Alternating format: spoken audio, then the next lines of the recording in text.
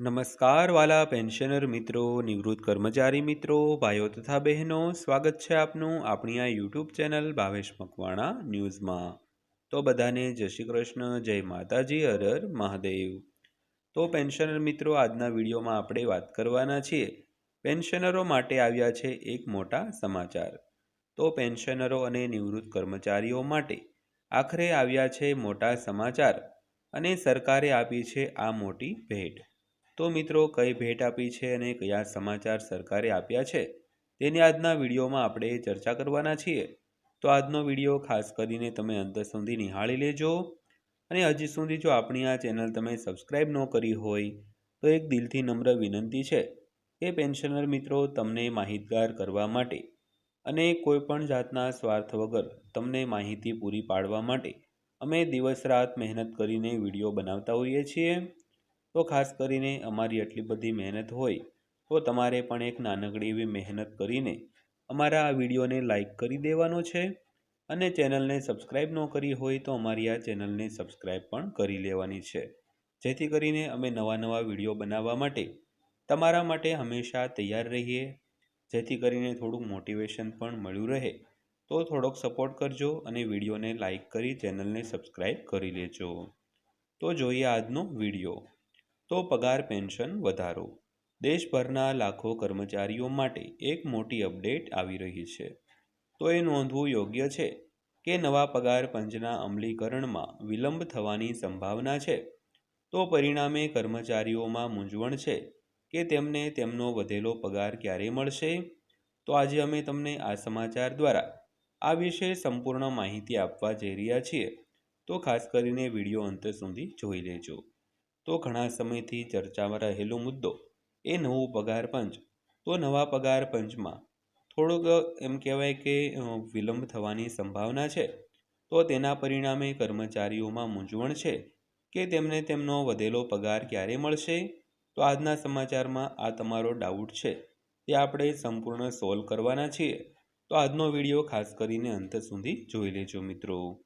તો 7મા પગાર પંચનો કાર્યકાળ પૂરો થઈ ગયો છે, પરંતુ નવા પગાર પંચનો અમલ હજુ સુધી થયો નથી।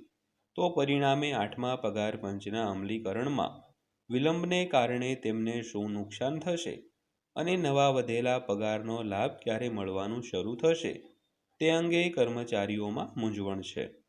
તો આજે અમે તમને આ સમાચાર દ્વારા આ વિશે માહિતી આપવા જઈ રહ્યા છીએ। તો ખાસ કરીને થોડોક સપોર્ટ કરી અને વિડીયો અંત સુધી જોઈ લેજો।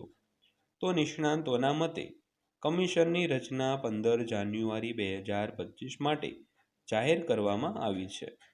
જોકે કામની ગતિ ગોકળગાયની ગતિએ ચાલી રહી છે। તો તેવું લાગે છે તો હાલમાં ફક્ત ઓફિસ સેટઅપ અને ડિરેક્ટરની નિમણૂક જેવી પ્રક્રિયાઓ ચાલી રહી છે। તો કમિશને 16 માર્ચ સુધીમાં 18 પ્રશ્નો દ્વારા સૂચનો માંગ્યા છે। જોકે કર્મચારીઓ માને છે કે ફિટમેન્ટ ફેક્ટર, લઘુત્તમ વેતન અને ફેમિલી યુનિટ જેવા વાસ્તવિક મુદ્દાઓ પર સીધી રીતે ધ્યાન આપવામાં આવ્યું નથી મિત્રો। તો ખાસ કરીને આ રિપોર્ટ 200 દિવસમાં સુપરત કરવામાં આવશે।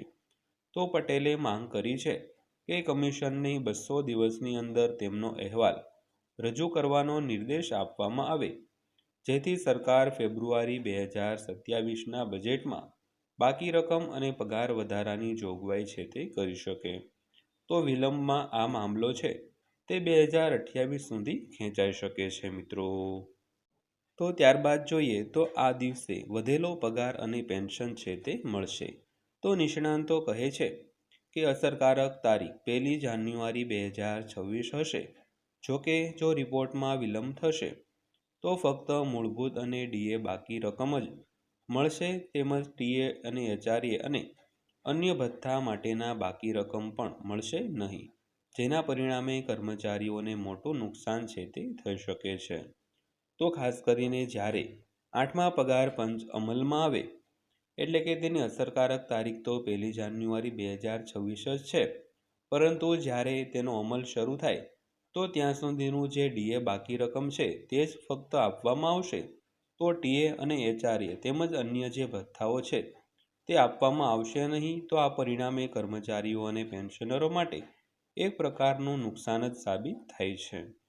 ત્યારબાદ જોઈએ તો ફિટમેન્ટ ફેક્ટર અને લઘુત્તમ વેતન પર અપડેટની.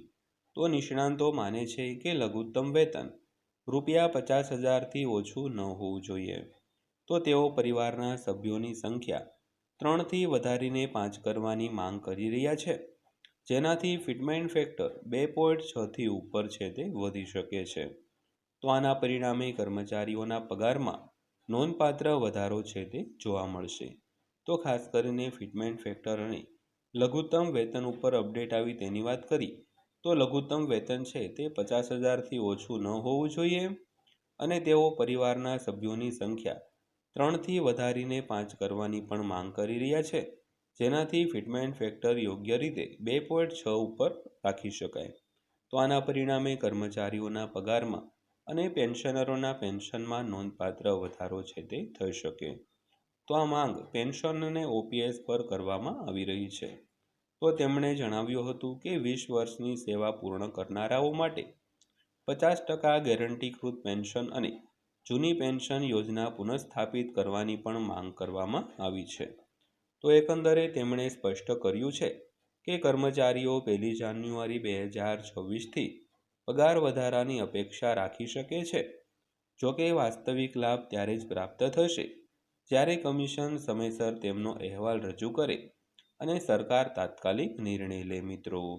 તો મિત્રો આ હતી આજની માહિતી પસંદ આવી હોય, વિડીયો સારો લાગ્યો હોય તો વિડીયોને એક લાઇક કરી દેજો અને આવી જ માહિતીઓ માટે આપણી આ ચેનલ સબસ્ક્રાઈબ કરી લેજો.